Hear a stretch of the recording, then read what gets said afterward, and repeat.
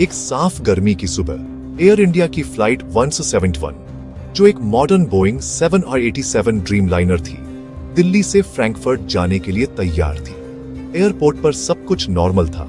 108 passengers और crew member plane में charge रहे थे। उन्हें इस बात का जरा भी अंदाजा नहीं था कि जल्द ही एक बहुत बड़ा हादसा होने वाला है। प्लेन धूप में चमकता हुआ रनवे पर गया और स्मूथली उड़ान भरी, अपने साथ उम्मीदें, सपने और रोजमर्रा की कहानियां लेकर। लेकिन टेक ऑफ के ठीक 4 मिनट बाद सब कुछ बदल गया। प्लेन का एयर ट्रैफिक कंट्रोल से अचानक कांटेक्ट टूट गया और कुछ ही सेकंड्स में वह रोहतक, हरियाणा के पास आसमान से नीचे गिर गया। क्रैश साइट पर बर्बादी का मंजर था, मुड़ा तुड़ा लोहा, बिखरा हुआ सामान और सुबह की हवा में ऊपर उठता धुएं का प्लूम। दुख की बात यह थी कि पैसेंजर्स और क्रू में से कोई भी नहीं बचा। इस हादसे की खबर तेजी से फैल गई, जिससे पूरी दुनिया हिल गई। परिवार, दोस्त और पब्लिक अविश्वास में देखते रह गए, क्योंकि यह कहानी टेलीविजन स्क्रीन्स और सोशल मीडिया पर सामने आ रही थी। दुनिया सदमे में थी, ये समझने के लिए बेताब थी कि एक रूटीन इंटरनेशनल फ्लाइट में ऐसा विनाशकारी हादसा कैसे हो सकता है। एडवांस एविएशन टेक्नोलॉजी और कड़े सेफ्टी प्रोटोकॉल्स के दौर में इतने बड़े इंटरनेशनल एयरपोर्ट के इतने करीब ऐसा हादसा होना लगभग नामुमकिन लग रहा था। सवाल उठने लगे कि मॉडर्न हवाई यात्रा में ऐसी ट्रेजेडी कैसे हो सकती है। जैसे ही इमरजेंसी क्रू मौके पर पहुंचे, एयर क्रैश इन्वेस्टिगेटर सच का पता लगाने के लिए आ गए। उन्होंने मलबे में से सुराग ढूंढने के लिए छानबीन की और प्लेन के ब्लैक बॉक्स निकाले, उम्मीद कर रहे थे कि ये इंपॉर्टेंट रिकॉर्डर फ्लाइट 171 के आखिरी पलों को बताएंगे। कॉकपिट में जो सन्नाटा शुरू हुआ था, उसकी जगह जल्द ही आंसर्सों की अर्जेंट पुकार ने ले ली। फैमिलियों ने आंसर्स देही की मांग की, एविएशन ऑफिसर्स को कड़ी जांच का सामना करना पड़ा और पूरी दुनिया दुख में एकजुट हो गई। एयर इंडिया 171 की ट्रेजेडी ने आंसर्सों की एक अथक खोज शुरू की और यह सुनिश्चित करने का वादा किया कि ऐसा हादसा फिर कभी ना हो।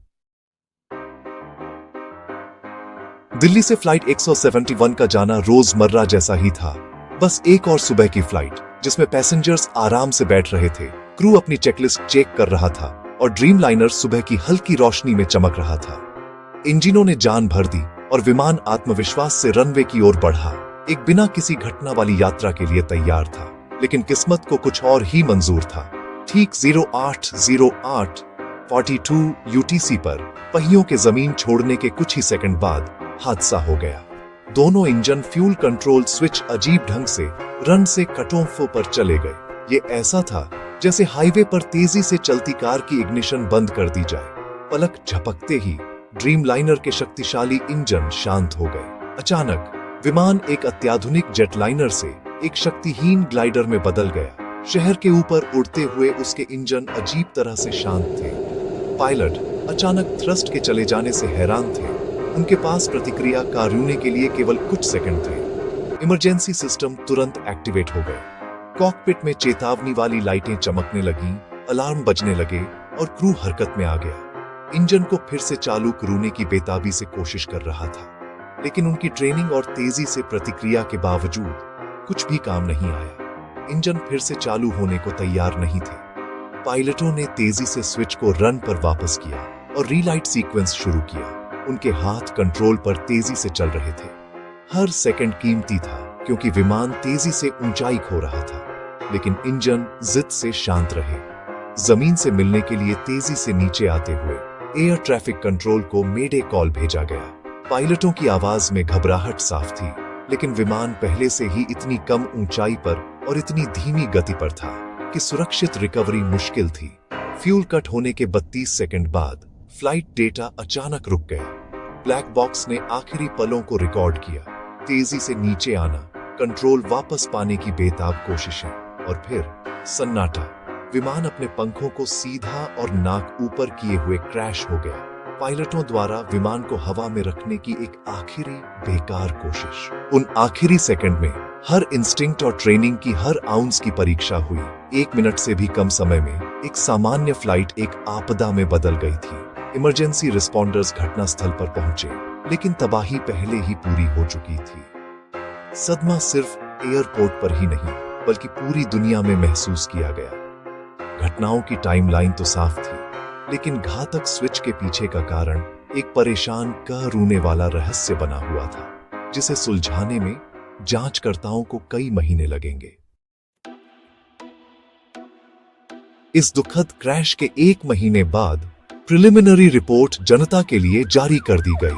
इसने उस डर को कंफर्म किया जो सबको था। दोनों इंजनों ने बीच हवा में अचानक फ्यूल सप्लाई बंद होने के बाद अपनी ताकत खो दी, जिससे क्रू के पास कोई पावर और रिकवर करने का कोई समय नहीं बचा था। इन नतीजों ने एविएशन कम्युनिटी में झटके दिए और ये सवाल उठाए कि एक मॉडर्न जेटलाइनर में ऐसी बड़ी खराबी कैसे हो सकती है। इन्वेस्टिगेटर्स ने अथक प्रयास किया और सबसे आम वजहों को एक एक करके रूल आउट किया। उन्होंने फ्यूल के सैंपल्स को कंटामिनेशन के लिए टेस्ट किया, बर्ड स्ट्राइक के संकेतों के लिए मलबे की तलाशी ली और खराब मौसम की किसी भी हिंट के लिए वेदर डेटा की जांच की। हर पॉसिबिलिटी को एक एक करके एलिमिनेट किया गया, जिससे रहस्य और गहरा हो गया। कॉकपिट वॉइस रिकॉर्डर ने आखिरी पलों की एक डरावनी झलक दी। इन्वेस्टिगेटर्स ने सुना कि पायलट घबराए हुए शब्दों का आदान प्रदान कर रहे थे। आपने इसे बंद क्यों कर दिया? एक ने पूछा। मैंने नहीं किया, हैरान कर रोने वाला जवाब आया। कॉकपिट में टेंशन साफ महसूस की जा सकती थी और कंफ्यूजन पूरा था। इंजन कंट्रोल स्विच को सेफ्टी को ध्यान में रखकर डिजाइन किया गया था। उन्हें हिलाने के लिए एक जानबूझकर सुरक्षित कार्रवाई की जरूरत होती थी। गलती से हिलना लगभग नामुमकिन माना जाता था, जिससे इन्वेस्टिगेटर्स के लिए सिचुएशन और भी ज्यादा पेचीदा हो गई। क्रैश के बाद दोनों स्विच रन पोजीशन में पाए गए।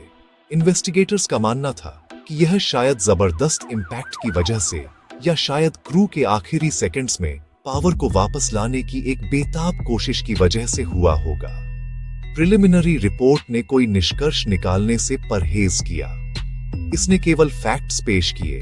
एयरक्राफ्ट के सिस्टम ने डिजाइन के अनुसार काम किया था। प्लेन टेक ऑफ से पहले एयरवर्थी था और इंजन स्विच को फ्लाइट के दौरान हिलाया गया था, लेकिन इसकी वजह अभी भी रहस्य बनी हुई थी।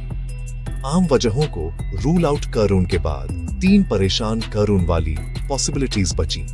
एक अजीब और अनडिटेक्टेड मैकेनिकल फेलियर, बोट पर किसी के द्वारा जानबूझकर तोड़फोड़ या पायलट की गलती का एक अनसुना रूप।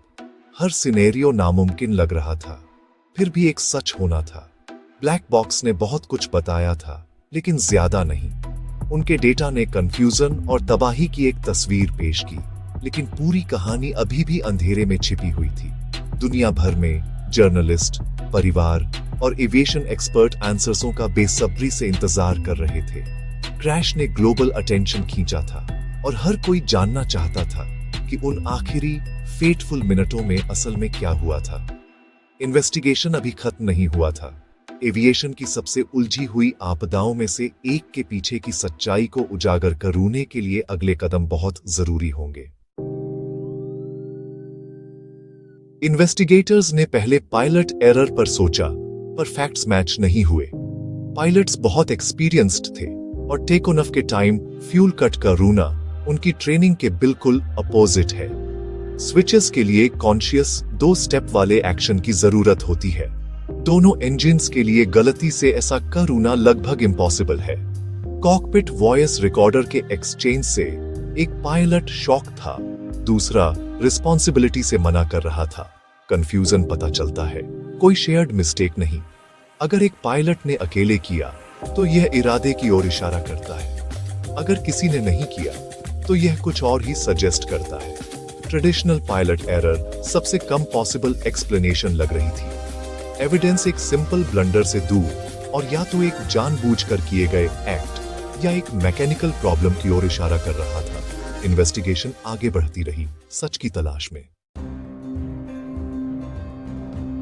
क्या खुद विमान ने अपने क्रू को धोखा दिया था? 2018 में FAA ने इसी तरह के फ्यूल स्विच मैकेनिज्म में एक पॉसिबल खराबी की चेतावनी दी थी। एक सोलेनॉइड फेल हो सकता था, जिससे गार्ड बेकार हो जाता। ये निर्देश सिर्फ एक रिकमेंडेशन था, कंपलसरी नहीं। अगर एयर इंडिया ने ऑप्शनल चेक नहीं किया होता तो एक हिडन डिफेक्ट इस डिजास्टर की वजह बन सकता था। फिर भी दोनों स्विच का एक साथ फेल होना एक एक्स्ट्रा ऑर्डिनरी कोइंसिडेंस या एक कॉमन इलेक्ट्रिकल फॉल्ट होता। इन्वेस्टिगेटर्स को थ्रॉटल क्वाड्रेंट को फिर से बनाना था और सबूत के लिए सोलिनॉइड्स को एनालाइज करना था। अगर साबित हो जाता तो यह एक क्रिटिकल डिजाइन या मेंटेनेंस ओवरसाइट की तरफ इशारा करता। मशीन में एक भूत मैकेनिकल फेलियर थ्योरी अभी भी थी, लेकिन सबूत कम थे। जब पायलट की गलती की संभावना कम थी और मैकेनिकल खराबी भी नामुमकिन लग रही थी, तब जांच करने वालों को सबसे बुरे शक का सामना करना पड़ा। वो था साजिश, सैबोटाज। दोनों गार्डेड स्विच को कट ऑफ पर ले जाना किसी दुर्घटना से ज्यादा एक सोची समझी साजिश की तरफ इशारा करता है। क्या यह पायलट की आत्महत्या थी या कोई तीसरा व्यक्ति कॉकपिट तक पहुंच गया था? सीवीआर की बातचीत से भ्रम, कंफ्यूजन, धोखे या किसी छिपी हुई झड़प का पता चल सकता है। फिर भी पायलटों की बैकग्राउंड जांच में कुछ भी गलत नहीं मिला और कॉकपिट की सिक्योरिटी भी बहुत कड़ी होती है। रिकॉर्डिंग में किसी तीसरे व्यक्ति या झड़प का कोई सबूत नहीं मिला। साजिश एक ऐसा सिद्धांत बना रहा जिसे नकारा नहीं जा सकता था। मुमकिन था, लेकिन साबित नहीं हुआ था। जांच जारी रही, किसी भी मकसद या मौके की तलाश में। जैसे जैसे इन्वेस्टिगेशन गहरी होती गई, ट्रांसपेरेंसी एक बड़ा इश्यू बन गई। मुख्य मेंटेनेंस लॉग्स और पूरा कॉकपिट वॉइस रिकॉर्डिंग रिलीज नहीं किए गए, जिससे विक्टिम्स के फैमिलियों के बीच अटकलें और परेशानी बढ़ गई। एक्सपर्ट्स ने तर्क दिया कि पूरा सीवीआर जरूरी सुराग दे सकता है। क्या कोई संघर्ष था या पायलटों की आवाजों में कोई परेशानी थी? एयर इंडिया और बोइंग की तरफ से ऑफिशियल चुप्पी ने कई सवालों के जवाब नहीं दिए। 2018 के FAA एडवाइजरीज को मैंडेटरी क्यों नहीं किया गया? ऑन ऑप्शनल इंस्पेक्शंस न करने का फैसला किसने लिया? इंफॉर्मेशन की कमी ने एक खालीपन पैदा कर दिया, जिससे पब्लिक और परिवार अंधेरे में रह गए। जब तक ये रिकॉर्ड्स रिलीज नहीं होते, फ्लाइट 171 की पूरी कहानी अधूरी रहेगी। 108 विक्टिम्स के परिवार दुख और फ्रस्ट्रेशन में एक साथ हैं। वे ट्रांसपेरेंसी की डिमांड करते हैं, पूरे मेंटेनेंस लॉग्स, पूरा सीवीआर और एयरलाइन और रेगुलेटर से आंसर्स दे ही। एडवोकेसी ग्रुप्स बने हैं जो जस्टिस और रिफॉर्म्स के लिए जोर दे रहे हैं, ताकि फ्यूचर में ऐसी ट्रेजेडाइज को रोका जा सके। एविएशन एक्सपर्ट्स और पायलट यूनियंस भी इन कॉल्स को सपोर्ट करते हैं और क्रू को ब्लेम करने की जल्दबाजी के खिलाफ वार्निंग देते हैं। जब एक जाना पहचाना मैकेनिकल रिस्क मौजूद हो, इस क्रैश ने ह्यूमन कंट्रोल और ऑटोमेशन के बीच बैलेंस और मैंडेटरी सेफ्टी चेक की जरूरत पर डिबेट छेड़ दी है। फैमिलीज की ट्रेजेडी आंसर्स और रिफॉर्म के लिए एक पब्लिक फाइट बन गई है। वे इंसिस्ट करते हैं कि फाइनल रिपोर्ट सिर्फ टेक्निकल नहीं होनी चाहिए, उसे रियल चेंज लाना चाहिए। दुनिया देख रही है, सच्चाई और आंसर्स देही का इंतजार कर रही है। एयर इंडिया फ्लाइट 151 की कहानी अधूरी है। इसका आखिरी अध्याय लिखा जाना बाकी है। 3 संभावनाएं बाकी हैं: मानवीय भूल, यांत्रिक खराबी या जानबूझकर तोड़फोड़। हर एक के गहरे परिणाम हैं। इस आपदा की विरासत जांच की पारदर्शिता और साहस पर निर्भर करती है। एक पूरी ईमानदार रिपोर्ट से आसमान सुरक्षित हो सकता है और विश्वास फिर से बन सकता है, लेकिन अगर रिकॉर्ड सील रहे और सवालों के जवाब नहीं मिले, तो विरासत गोपनीयता और संदेह की होगी। विमानन सुरक्षा में दुनिया का विश्वास दांव पर है। फ्लाइट 151 में सवार 108 लोगों ने सिस्टम पर भरोसा किया था और सिस्टम फेल हो गया। अब सबसे महत्वपूर्ण कर्तव्य यह पता लगाना है कि ऐसा क्यों हुआ और यह सुनिश्चित करना है कि ऐसा दोबारा कभी न हो। अगर आप चाहते हैं कि ऐसी कहानियां सामने आती रहें, तो लाइक और सब्सक्राइब जरूर करें। नीचे कमेंट में बताएं कि एयर इंडिया 2025 क्रैश के बारे में आपके क्या विचार हैं। क्या आपको लगता है कि सच्चाई सामने आएगी? आपकी राय हमारे लिए मायने रखती है।